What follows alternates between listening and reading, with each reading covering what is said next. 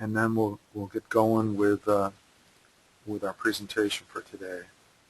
So we have 40 signed up for today's presentation, which is about substantial improvement and substantial damage. And this is important now whenever we have development that's occurring, or improvement to homes, or improvements to structures or hospitals. And it can also be important if we have a fire or something like that in our location. And finally, we can really have our hands full with this if we have flooding in our community or some other disaster. And so it's good to be prepared with some knowledge before you have to work in all this, to be able to cope with it when it comes up, and to be able to identify when it is an issue. So first, our objectives today are to kind of find out, well, what are these terms and what do they mean, and what are the community responsibilities for this, which are weighty. They're significant, and they're kind of a gamish. They're spread out everywhere, and they're difficult to deploy, I think, or difficult to undertake. And as always in our courses, there's no grading of your answers. What we're looking for in your responses today are our answers, your best shot to see that we can all learn together and make sure that we're all participating. And your comments are helpful too in your questions. I read them as we go, and if a comment comes up that would be helpful to everyone, or funny, or insightful, or a correction in what I've said, I'm all for it.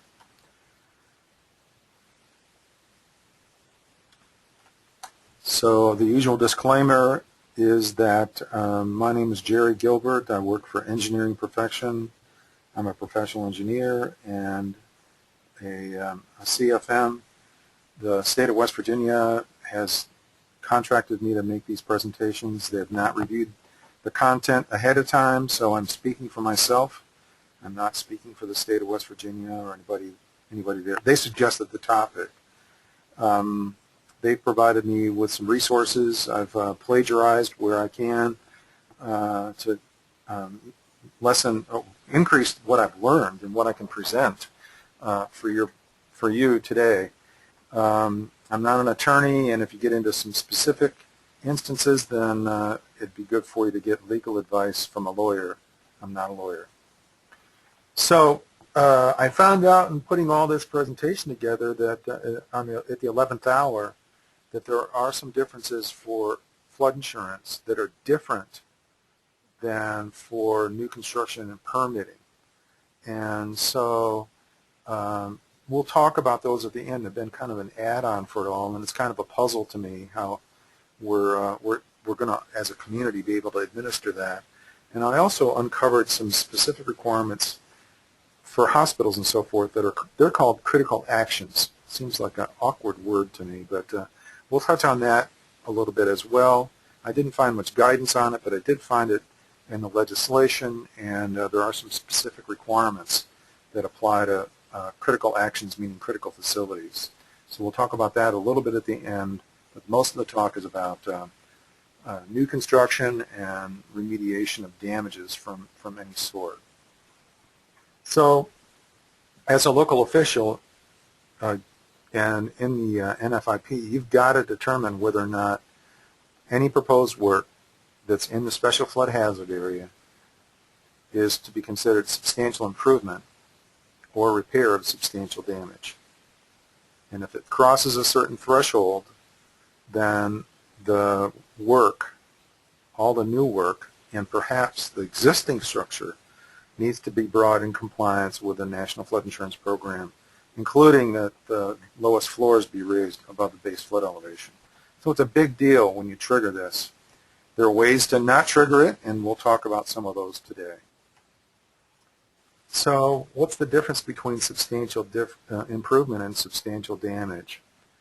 Well, substantial damage, as we see on the right photo here, is what happens when there's a repair to be done because of some kind of an incident that's occurred. It could be flood, that's what we usually think about, but it could also be making crack in the house, or a tree falling on the house, or a fire, or any number of things. Settlement, differential settlement, termites, all those could trigger the substantial damage requirement. And by definition, substantial damage, when it's performed, is included as substantial improvement throughout the regulation. So substantial improvement is when we're improving or rebuilding a structure, whether or not it's damaged. And the trigger point in both of these is 50% of the market value. So if we have a house that's market value for the structure itself, not for the property around it, not because of its location.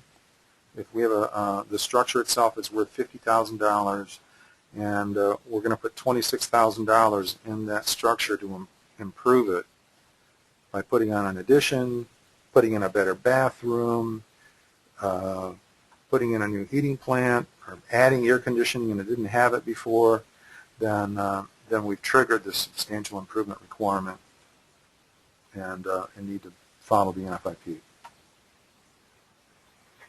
So to be considered substantially improved or substantially damaged, it's got to be in the special flood hazard area. And I would, my interpretation would be that that would mean any part of that specific structure is inside the line.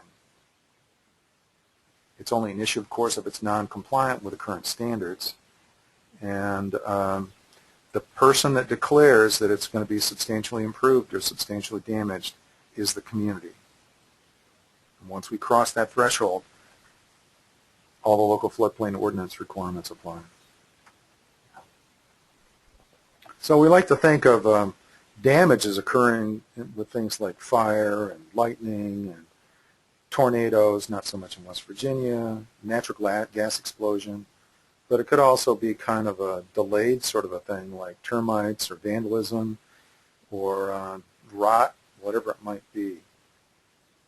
So these are causes for damage, and if the cost of mitigation for termites, for example, is more than 50% of the value of the structure, then we trigger this substantially damaged trigger point for the work. Can you hear me all right? And are you able to follow what I've got going on? And have you been able to print the document that I sent out? Let me know. Okay. People are saying yes, they can hear me. That's good. Thank you, Melissa and Tina and Ellie. Very good. Bill, so on. So here's our first question, and this is kind of a trick question. I would not have known the answer 3 days ago to this, or a difficult question, and we're going to come to more of these later. And this example came from Maryland, where I'm going to be doing some training on this sort of stuff. So we've got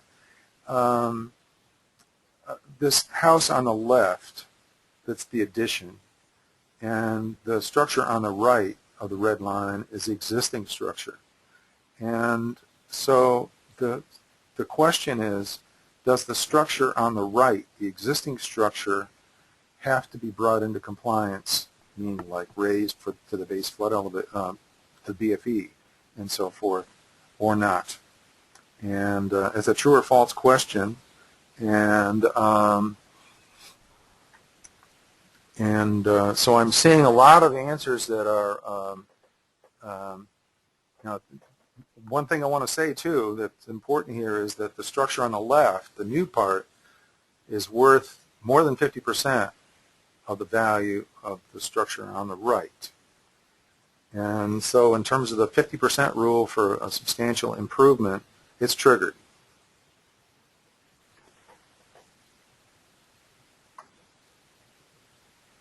And as you'll see as we go through this, the answer is true, that only the addition must be brought into compliance with the floodplain ordinance. And I would not have gotten that right myself until actually yesterday when I was reviewing all of this. And so we'll get into some rules for all that. And you're going to see in the printout some other examples of similar sorts of questions, and I'll have graphics online here so you can see what we're talking about, so we can start to make the right call. Now, notice that this didn't have anything to do with a disaster. This is just a plain and ordinary addition to a structure that could come into you anytime in terms of a permitting issue. Now, this one kind of throws me a little bit, and unfortunately my artwork is covered up a lot in the bottom line. But my take on this when we look at item number 4 is that if we have an existing mobile home park and any mobile home has incurred substantial damage, then it triggers the requirement that any new one also has to be raised above the BFE. Now, how all that works and why it makes a difference is not entirely clear to me, and so I'm confessing that I don't have a complete understanding of all this, but that's okay. We're all friends online here. We all need each other to kind of figure out these complicated topics. So if somebody has an idea of what this is trying to get at, give me a shout and let me know. Let me get rid of this picture here, shrink it down a little bit so that you can see what's underneath it. Okay.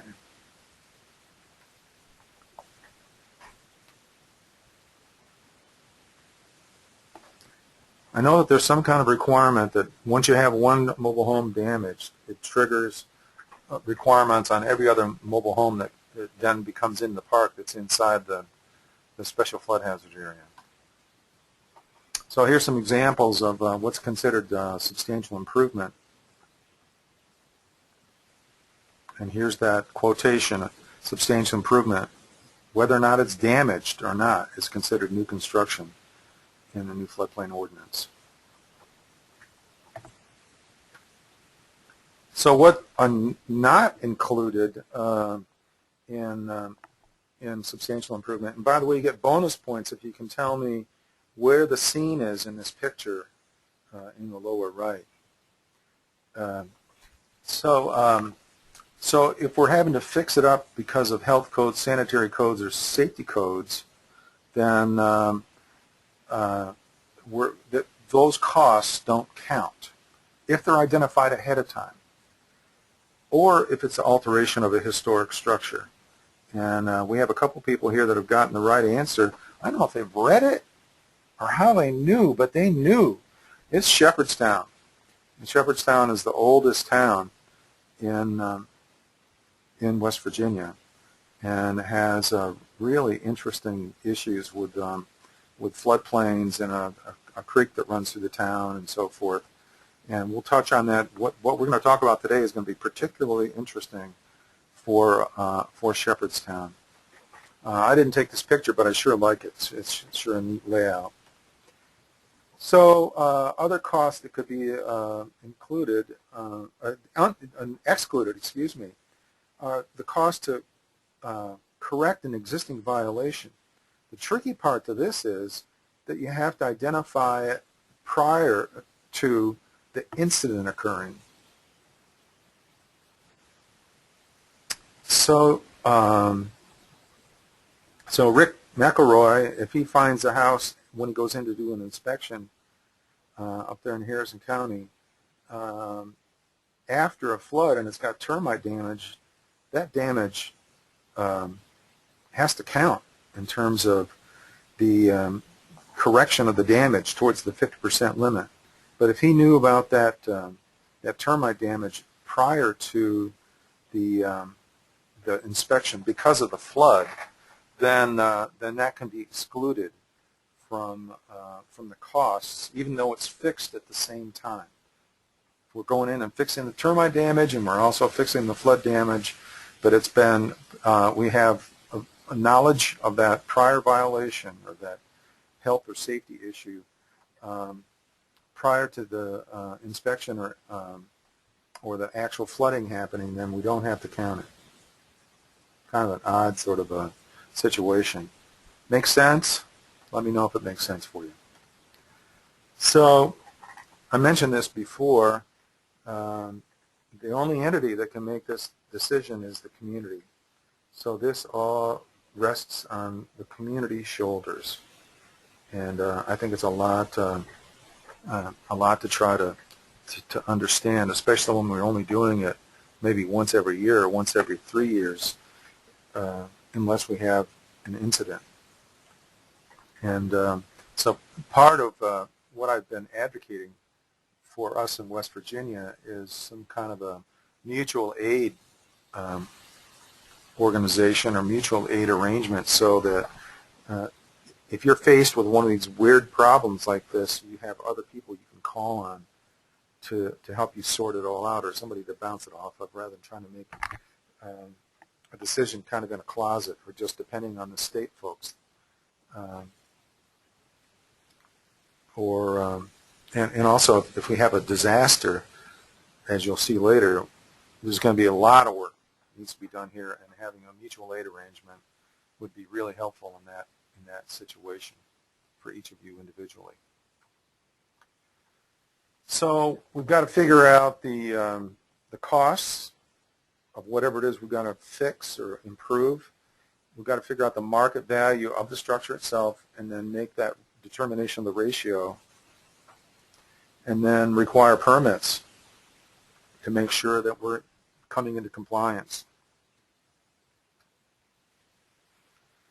Now, unfortunately, people are getting more disagreeable as the days go on. I don't know if it's, I mean, we can see that in Congress, and we can see it on Fox News and so forth. We don't need to comment anymore about societal issues, but I'm concerned about that, and you might be too, because you've got to justify your decision if it's the opposite of what the property owner wants. And so you may want to have some sort of a formal appeal process set up ahead of time. It's also the best defense in this sort of thing is to have a plan and a procedure in the forms developed ahead of time, so that you have a systematic way of doing the review that you've thought through. It's not case specific, it's generic, and so that you're following a recognized process rather than flying by the seat of your pants. I've been talking with Terry Huff from Morgantown and the folks at the state about developing those sorts of things. They'd be companion documents to our floodplain ordinances, so that we'd have stuff all set up and ready to go, so we can deal with that when the issues come up. We can expect this to become more contentious over time.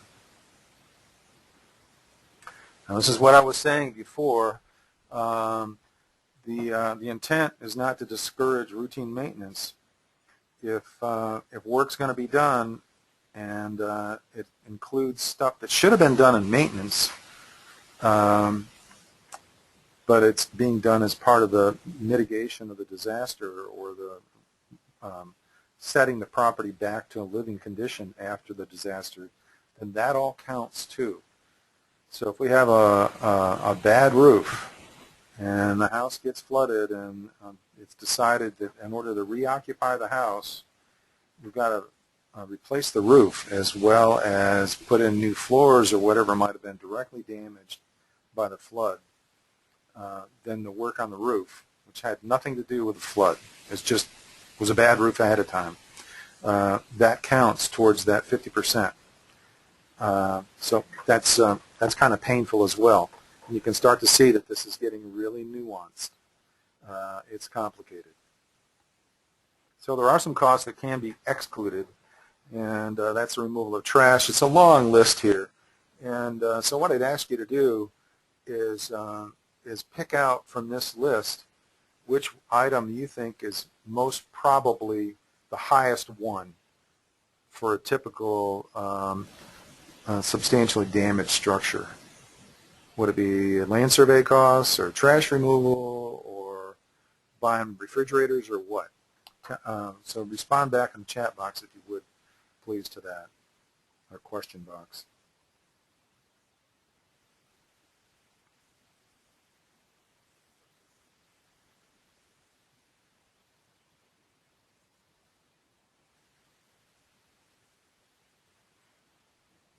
I've looked at the contracts and the dollar amounts for responses to disasters, in part because I wanted to figure out, well, where's the money being spent so I can get my share of it.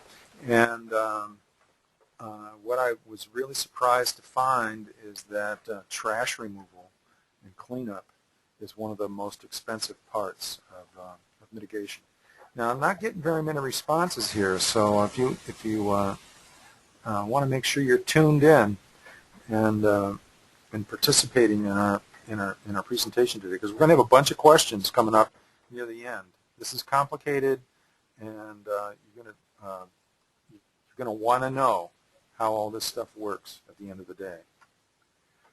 So there's an acronym called FRED, which stands for flood-proof, relocate, elevate, and demolish. Those are some of the steps that we typically would do, one or the other, if we tripped the requirement to do something. And when we do that, we're eligible for the increased cost of compliance insurance payment. So the homeowner isn't necessarily stuck with raising up the house or elevating it or floodproofing all on his own. The National Flood Insurance Program would provide up to $30,000 for the cost for this increased cost of compliance to kind of help folks out of this jam of having a flood. They've got a disaster, and then they've got to raise their house at the same time before they can move back in. Now we have a question from Stephen Thomas, and that is, are the cost of improvements cumulative, or can residents space them out to stay below the threshold? And the answer is that the minimum ordinance for West Virginia, the model ordinance minimum, says that you could space them out. But many communities have a cumulative requirement. And if we had reasonable construction permitting processes in place where you could track, then that'd be ideal. My concern in West Virginia is the building permit process is rather weak in most communities, I think, and so we don't have the data to track it at this point. But of course, it's a better, more protective setup if we can do it cumulatively. And I'd urge you to consider that in the rewriting of your ordinance the next time, and also figure out, well, what's my ordinance say today? Is it cumulative or not? And we have some model language with that for Charleston that we're going to look at here in a moment when we look at Charleston's ordinance. I just picked Charleston's because I had it to use as an example. So here's how the premium is calculated for the increased cost of compliance. If you're in the special flood hazard area, then you automatically get a $4 charge for the ICC. Now, a thought I have is, do people get charged that ICC premium if the structure is entirely out of the special flood hazard area? They shouldn't, because there's no benefit. But it would be interesting if somebody has a policy, it would be a preferred risk policy, to see if that $4 shows up if you're entirely out of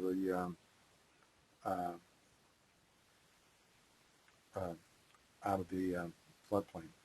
Bill Buzzo is saying only about 30% of the counties and cities have adopted the building code and have building code permitting.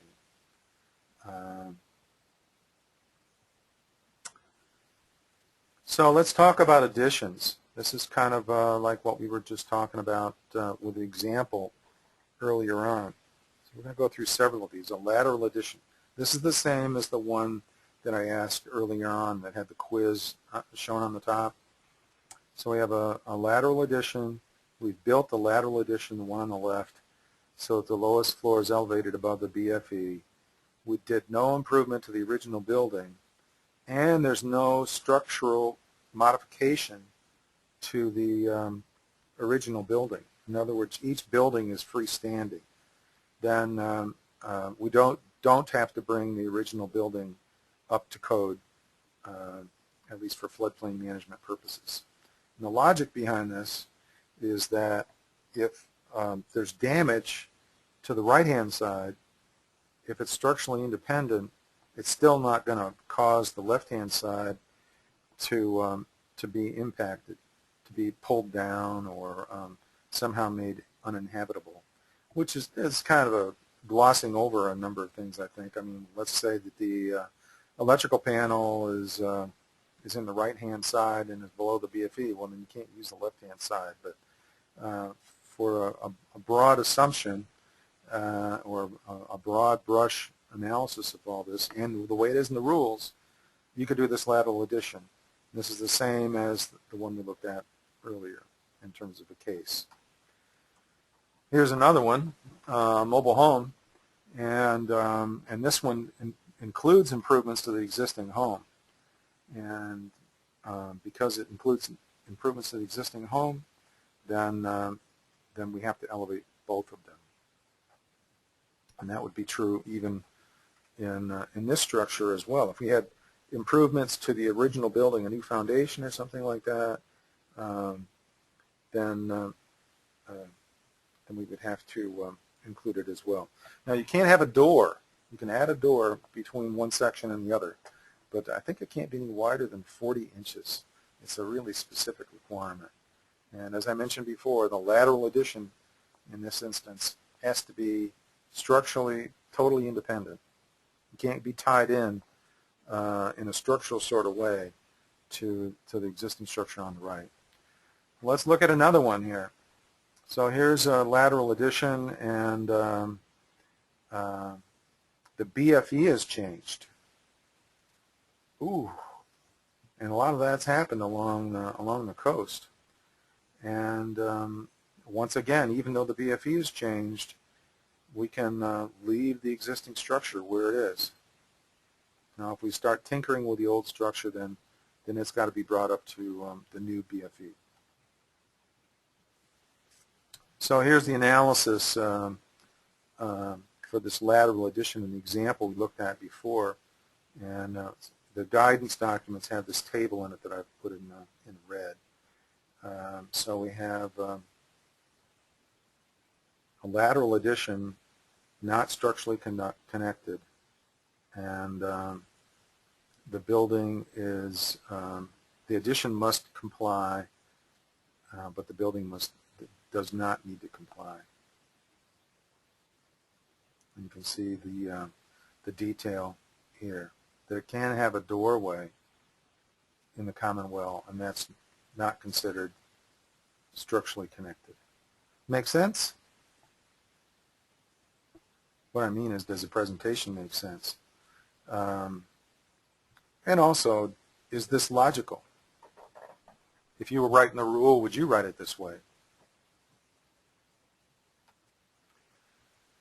We also have to be concerned about accessory and agricultural structures. So if we're only parking agricultural vehicles and machinery in it, or storing crops, or it's temporary shelter of livestock, then it can be excused, so to speak. And for accessory structures, it's if we're using it to park vehicles and for storage, but it must be designed and built so that there's minimal damage to the structure.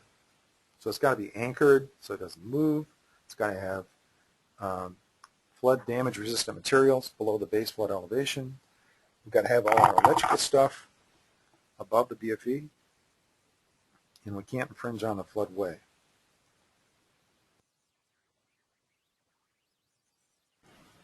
And finally, we can't have any additional threats to public safety. So what would be an example of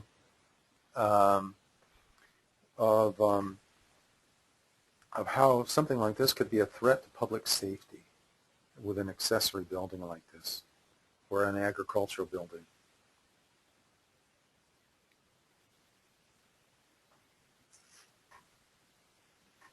And I could think of if we used it for storage of gasoline, we had gas tanks or propane bottles inside. what are some other examples of where this might be bad? Oh, another one might be fertilizer. Someone says if the vehicles and machinery could explode if the gas relief were released. Industrial waste, or not industrial waste, agricultural waste. Yeah. So this is all in the 40 CFR.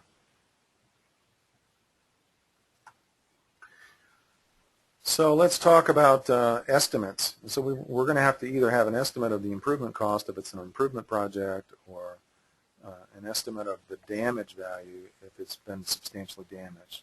So we can get an itemized estimate from a licensed contractor. We can use NFIP claims data, and we're going to talk about that a little bit more. I'll show you some specifics about that. We could get some qualified estimates by some local official, or use a national guide or a standard building code, or use a damage assessment field survey. And then the final one is a residential substantial damage estimator, which is a tool that that FEMA's developed. So that's part of the equation. That's the top part of the equation. That's the let's see. We've got divisor, and what's the other one? The divisee and the quotient. What do you call the top part of a division problem? So for market value, we could have something from an independent appraiser, or now this again needs to be the value only of the structure, not the land around it. If we had the actual cash value, that'd be great. We could look at the value of the structure in past NFIP claims. We've got to figure out what the market value of the structure itself is. And the market value is based on what the structure looked like before the incident occurred.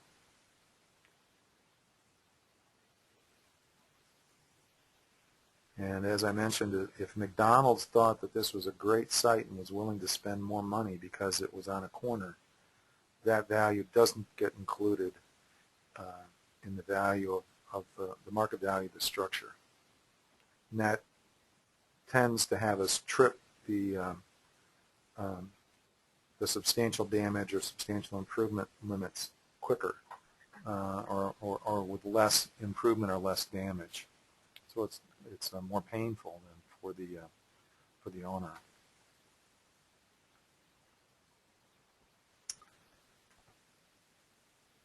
So we're not using replacement cost. In a lot of other stuff for FEMA, we use replacement cost.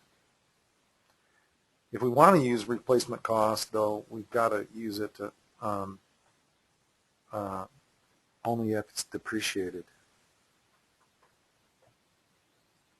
There's a question, if the repair cost includes materials and labor and the homeowner does the work himself, what do you do with that?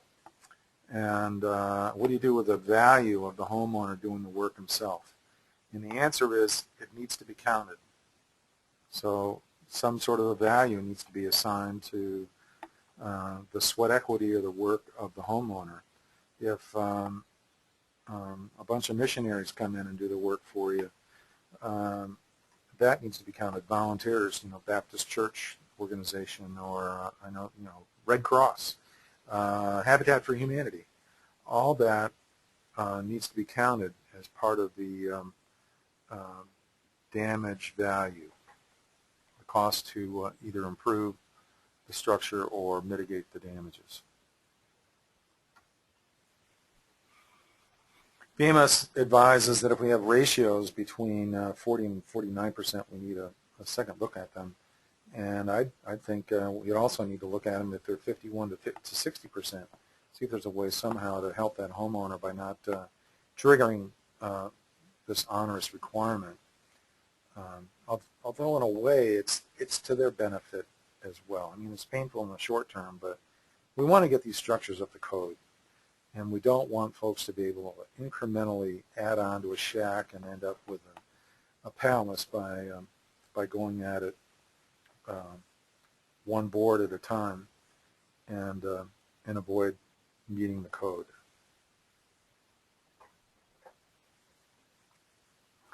So Robin Mumford saying you have to use labor costs such as what you get from RS Means or Marshall Swift to know the labor costs to add in for substantial improvements. And I think those labor costs are not per hour. They're probably per task or per quantity of something done. I mean, if you looked at union scale workers, they're probably getting, including benefits and all that, $50 or $60 an hour. And a Habitat for Humanity guy just isn't as productive. And at least I'm not when I'm doing Habitat for Humanity. So we'd want to consider what the work would be worth by a trained person and not by the hour. So sometimes we can get helped out by an appraisal. The bank may say, well, I'm going to give you a loan for a 50% or 60% of the value increase in your structure. You've got a house that's $50,000 or $60,000 and you want to put on a $30,000 or $40,000 addition. Most people are going to have to go to the bank. And the bank's going to say, well, I want an appraisal on the existing structure. I want to know what you're going to be doing. I need to know the value of it and so forth. So it may be that the costs have been determined for you or for the homeowner, it's so you can just use what's already been prepared for another purpose. So the recommendations from FEMA are use a conservative method for determining market value, and in this context I think conservative means not high. And then we need to be consistent with it, and if the applicant objects, say, well, the onus is on you to get better data, and we need to have an appeals process for disagreements that's as low impact as we can do. Now remember, in Doddridge County we had issues over floodplain permits that ended up going to court in an instant, and we need to have ways at lower levels than expensive court processes and getting a whole herd of attorneys involved to resolve these kinds of issues. So I'd suggest a tiered approach for appeals and something that is relatively low effort in the first level of the tier. Sometimes just having another person involved can help explain things in a new way and take away the heat of the moment, and the issue would be resolved at that level. Remember too that it doesn't matter why the structure would be damaged if it's structurally damaged. And crack houses, unfortunately, in West Virginia are not that rare anymore, at least here in Charleston, unfortunately. And I was just reading today, let's see, I think it's Parkersburg's got some new issues with making meth.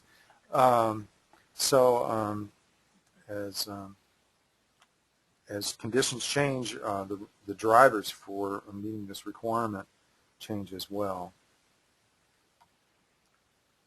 After a flood, we really do have a lot to do, and we need to get out in the field really quickly. And this is where, once again, this mutual aid kind of idea, calling upon our fellow community representatives, or offering, if we're still in good shape in a nearby community or somewhere else in West Virginia is hurting, offer to go help them with things like doing the substantial damage assessments for them.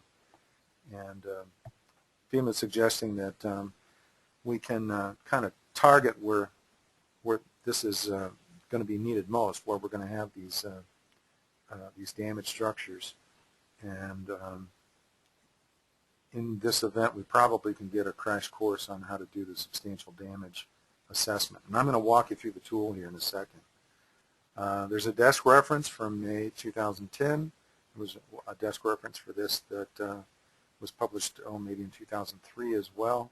It's very helpful. It's where I've gotten a lot of the information for this presentation today. There's a guide for the homeowner's guide to retrofitting, and also a brochure. But the most powerful tool is a substantial damage estimator. And so it's a chunk of software that you download and then load on your computer. It's got a bunch of data already built into it, and it looks kind of like this. This is the manual for it. I thought that was a really graphic, grabbing picture. Let's see. Scott is saying that something is wrong, and I'm not sure what he's got, what Scott thinks is wrong. And Bill Buzzo's got a question about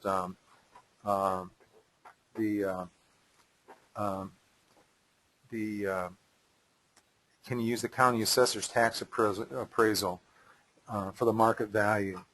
And I would think you could if the assessor's records are pretty up to date, and if they're separating out the value of the structure from the value of the property.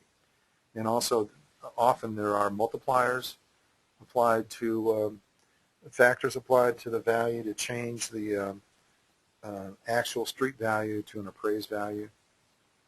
So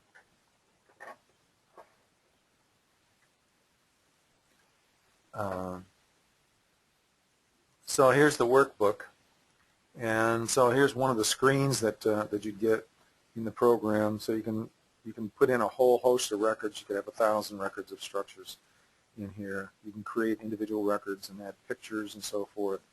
You can generate pinpoints on a map. I'll show you that in a minute. So you can see where these structures might be. So something like this in the face of Katrina or Hurricane Sandy or something like that certainly would be helpful. But I can also see it being useful in a place where we might have 10 or more structures that have issue with substantial damage, where we've got to assess it or not. It's one place to put all the data so you can kind of keep everything organized. So here's a house. Actually, this is my house. It's for sale if anybody wants to buy it. So it shows the data that I could enter, and I just put in some dummy data. Then here's a place where you can go in and put in percentages of percent damaged. So I just put in some numbers just to see how it all come out. So I've got 15% of the foundations damaged, and so on. Floor finish was damaged. Electrical appliances, HVAC system is toast. And from that, it calculated the total damages and says that the structure in this hypothetical instance was 40.6% damaged.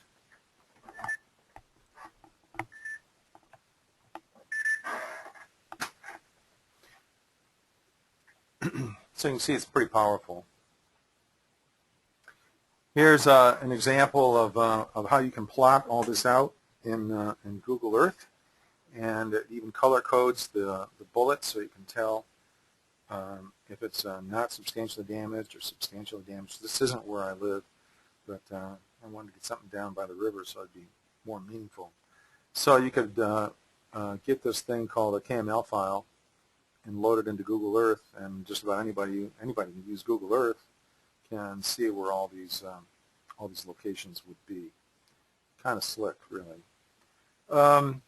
So could we have the kind of disaster in West Virginia that would trigger a need for using this powerful tool? And I think the answer is yes. I know this is a little bit hard to read. Let me get out my marker here. So this area in here is all in the special flood hazard area. This area in here is in the special flood hazard area. We've got some houses in here that are in the special flood hazard area. Some areas up in here that are affected. Oh, look along here. This is all vulnerable too. And this is Spring Hill in kind of a part of South Charleston, really. So it'd be, if we had a base flood event here, it'd be easy to have 100 structures affected. So let's erase these drawings and look at the next slide. Anybody tell me where this is? It's kind of a dead giveaway, I think. So this whole, look at that, it's an island. Oh, that looks like a racetrack. This area in here, down here. Where are we? Tina's got it right. Joe's got it right. Rick's got it right. Greg's got it right. So at least some of you know geography. All right, it is Wheeling. Right. Now, this is Sophia. And even our small towns have quite a bit of vulnerability here. The home of Senator Byrd. So we've got a lot of structures that are vulnerable just in this limited area here. So even a smaller town like Sophia could have a significant amount of damage, and a tool such as what I was showing you could be useful. So why 50% at all this? And I asked Charlie Baker about this. Why is it in other codes? And yes, it is. In international building codes and in other codes, 50% seems to be the break point where we're tripped to have to come in full compliance. Rick, you got any comments on that? Rick McElroy or McElroy? So it's, what we have with FEMA is consistent with the other codes as well. If you didn't want to use that big tool, there's a substantial improvement worksheet in some of the working materials that FEMA's handed out. And you can see here and answer the question about volunteer. Include volunteer labor and donated supplies right on the form.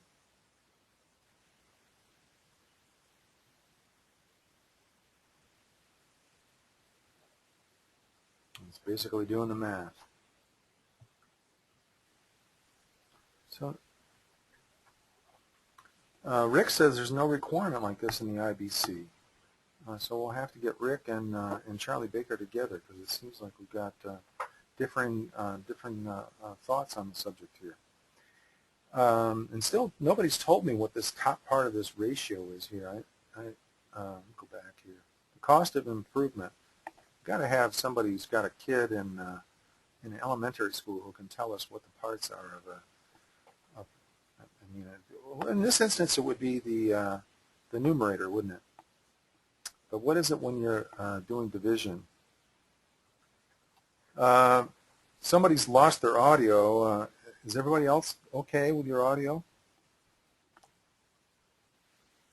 Tracy says she's okay. That's good. So it sounds like something. Yeah, it's the numerator. Okay, everybody can hear me. So here's our West Virginia model ordinance for substantial damage. And we'd had the question before about, well, what about incremental improvements? And the model ordinance has stuff in it about incremental damages, a whole other concept to what I answered before in a question that came up. Let's see, who asked that question? If you could do it kind of a little bit at a time. And I don't see who asked that question now. So if we have two flood-related damage incidents in a 10-year period, and the value of the repairs exceeded 25% of the market value, then we're going to consider that it's substantially damaged. In this section of the model ordinance, which is not necessarily adopted everywhere.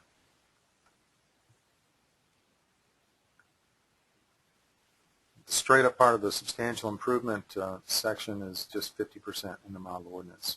As I mentioned, in other communities, they can have it be cumulative. But you got to have good record keeping of what improvements have been done.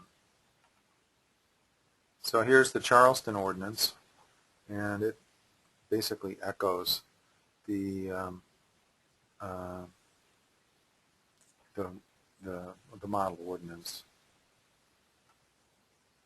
So here's where the Microsoft Word document that I gave you will come in handy. We have a lot of ground to cover here. Actually, I've been too talkative, so maybe we'll have to cover some of this in another session. So first example is an applicant applies for a permit to perform work necessary for a change of occupancy from retail space to a restaurant. Is that a substantial improvement cost?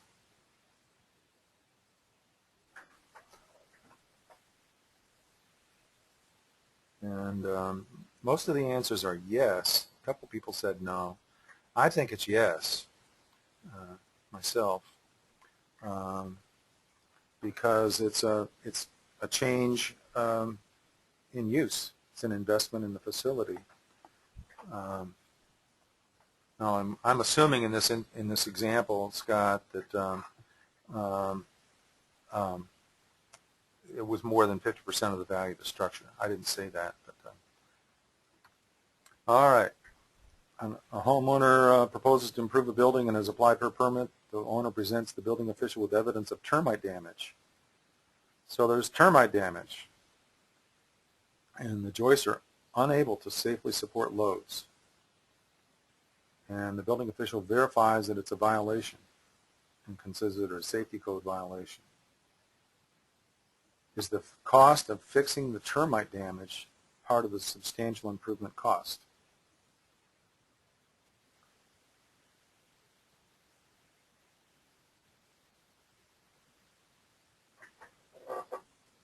And Rick McElroy says it depends on when the citation was issued. And my thinking on this is that if the owner is proposing to make the change and he presents the data, then it's prior knowledge and should not be included as part of the cost of the substantial improvement. But we could probably come up with different answers on that, and that's why we need buddies to talk through on that so that we end up with the same answer. Most of the answers we got on that one are on no. So we've got a restaurant with failing plumbing, and he's been cited, and he wants to add a second bathroom at the same time. So is the fixing of the old bathroom part of the cost of the substantial improvement? Rick McElroy recognizes this bathroom, and it's not in his house. Tina thinks that yes, it should be included because it's a lack of maintenance, and that's an interesting point, a perspective I hadn't thought of.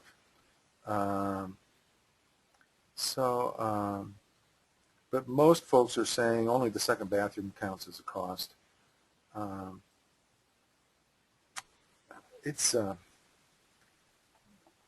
can see this is going to take some study when these things actually come in. Here's another one. In the course of inspecting an abandoned building, the code official cites several conditions as violations that must be corrected before the building can be reoccupied. The building is subsequently purchased, and the new owner applies for a permit to not only address the violations, but also rehabilitate the building. So all the stuff that was cited in the code, is that included as a substantial improvement cost?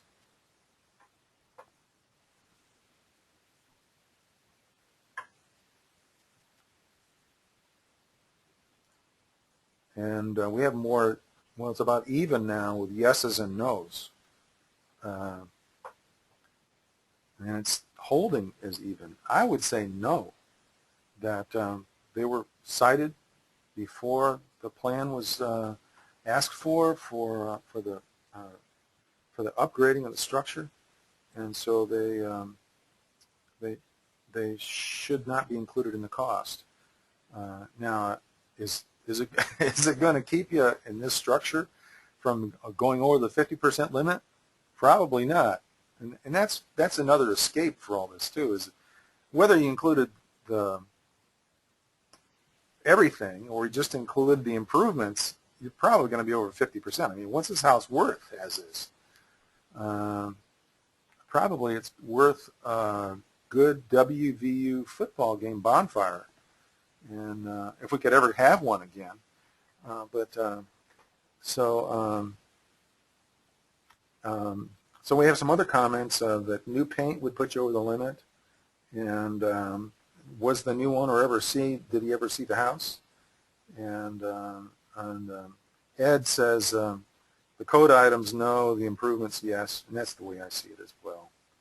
So here's another instance where the homeowner has been told that his house is not safe to occupy, and so he wants to renovate, but he wants to exclude all the electrical work, upgrading the electrical panel and all of that.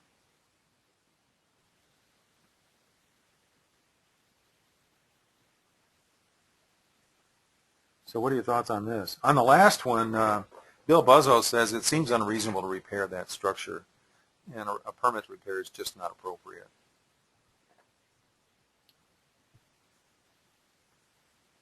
And I can see some wisdom in that. Now, this one has some gray in it, in that maybe some of the electrical stuff is okay. And so if there's some of the stuff that's okay and he replaces it, does that need to count in the cost?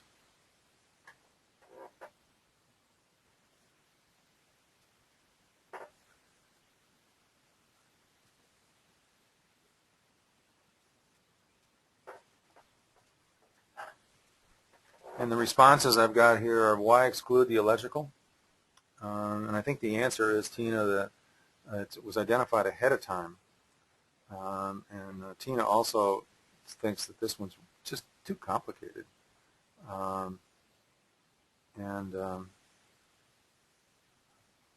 Remember, the fundamental thing here is that if the issues have been identified ahead of time, and then they're not included in the numerator of that computation of whether or not we're over 50%.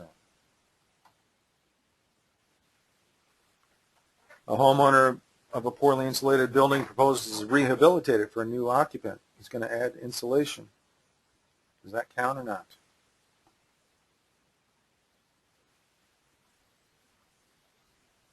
I think it's clearly yes. And the answers we have so far are just about even yes and no. Now they're starting to look more like yeses.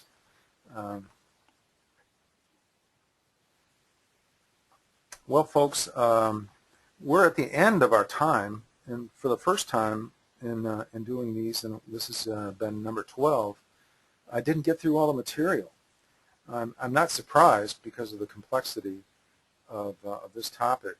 So I propose that we adjourn for today, and any feedback you have on how you could understand all this today would be fine, and we'll just continue from where we are now, and perhaps I'll have some other insights on all this when we continue next time. The date has not been set for the next webinar, but I appreciate everybody's participation, and even though we didn't get through all the material, I'll see to it that that everybody gets a certificate for an hour's training, and thanks for paying attention.